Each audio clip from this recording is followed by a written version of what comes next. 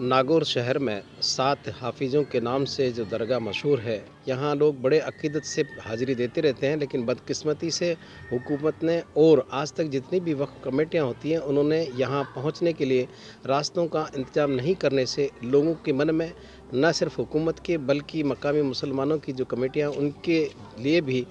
सही उनके मन में ये बात नहीं रहती कि लोग तवज्जो नहीं देते, जिससे ज़ायरीन को बहुत दिक्कतें आती हैं।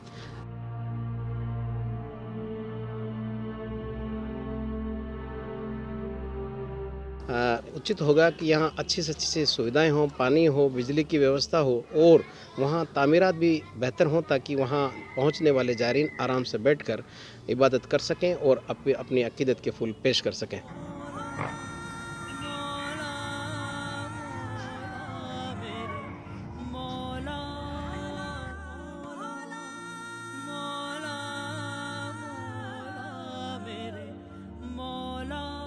सात हाफिज़ों की दरगाह मशहूर है और यहाँ कोई बच्चे को पढ़ना नहीं आता है ना, तो वो यहाँ इस जो दरबार में आते हैं और इनकी कंकड़ी जो है वो पानी के अंदर घोल के जो है पीते हैं, तो बच्चे को इल्म पढ़ना आ जाता है। जो भी पढ़ना चाहता है, अरबी, उर्दू, हिंदी, इंग्लिश सब उसको पढ़ना आ जाता है, उसकी ज़बान उतरने लग जाती है, बहुत दिमाग चलता है उसका।